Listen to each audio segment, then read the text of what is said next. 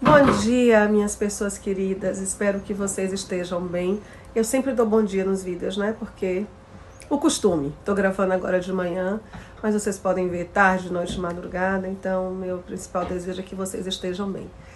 E hoje eu quero falar sobre uma coisa bem delicada. Por que é que eu não sou contratado nos processos seletivos? Por que é que eu não sou aprovado nas empresas? Eu acho que eu vou precisar desdobrar esse vídeo em vários outros vídeos, tá certo? Inclusive eu vou pedir que vocês deixem sugestões aqui. Eu vou abrir esse título, esse vídeo na postagem aqui, com a pergunta: por que eu não sou aprovada nos processos seletivos?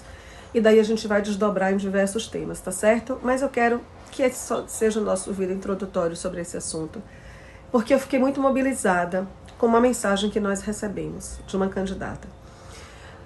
Nós fizemos a divulgação do nosso programa de formação de lideranças, e aí ela respondeu assim: mas por que me investir num programa se eu não sou aprovada nas vagas de vocês, mesmo estando qualificada?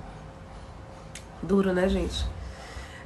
E aí eu quero falar um pouquinho dessa dor, né? Porque o que eu li na mensagem dessa profissional foi isso, e eu quero também ajudar a gente a entender essas coisas.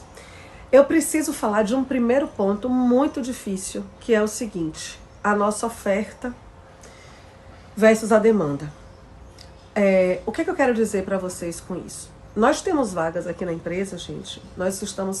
Ontem eu entrevistei 4 profissionais para uma vaga de secretária. E na hora que eu conversei com elas, eu perguntei para a nossa especialista aqui, né? Perguntei: Rafa, a gente recebeu quantos currículos para essa vaga? E ela me disse 800 currículos. Então, esse é o primeiro ponto que eu já quero que a gente trabalhe. Vocês entendem isso? E o quão difícil para a gente que está do lado de cá é: meu Deus, são 800 profissionais para uma vaga. Com toda certeza, ali eu tenho profissionais qualificados. Eu tenho profissionais com vasta experiência, com aprendizados, com vontade de trabalhar. Mas eu tenho uma vaga. Então você pode ser esse profissional que está aderente ao perfil da vaga, mas ainda assim vai ter outro ou outra que tem as mesmas competências que você e que vai ser contratado, porque a gente está falando que 800 pessoas se propuseram a trabalhar numa vaga, mas a empresa oferece uma vaga. Então é muito difícil quando você está do outro lado, quer trabalhar, precisa trabalhar, pode trabalhar. Mas a gente não pode desconsiderar isso e entender que essa é a difícil e triste realidade do nosso país. Quando a gente fala de um contexto muito maior, da disponibilidade de profissionais versus a oferta de vagas no mercado. Então, eu vou fechar, né, para esse vídeo não ficar tão longo, e vou deixar aqui 2 deveres de casa pra gente, pra nós, pra mim e pra vocês. Eu vou deixar essa pergunta final. O que é que você quer saber sobre o que leva você a não ser contratado?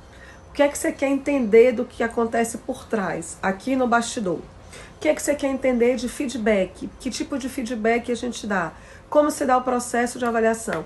Eu quero construir uma série aqui para você, profissional do mercado, falando sobre isso, né? Falando de maneira muito transparente de tudo aquilo que acontece, das dificuldades que a gente enfrenta, da exigência do cliente, das empresas, dos perfis.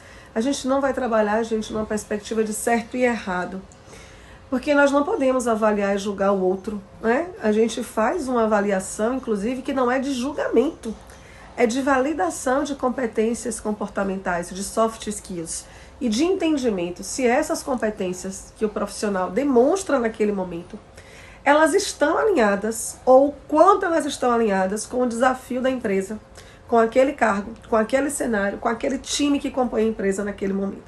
Tem muita coisa para a gente falar nessa série. E inspirada por essa candidata, eu quero que a gente construa aqui esse conhecimento juntos, tá bom? Então vamos lá? Vamos comentar aqui o que é que você quer saber sobre por que alguém não é aprovado no processo seletivo. A gente vai explicar isso tecnicamente para você, sem julgamento de valor, sem julgamento de certo e errado, mas todas as variáveis que compõem isso, como por exemplo, o número de currículos ser muito maior que a quantidade de vagas disponibilizada, que é o primeiro tópico que a gente trabalhou aqui, tá bom? Que você tenha um momento e um dia extraordinário e contribua aqui com as sugestões para a gente fazer vídeos para você com maior qualidade, cada vez mais.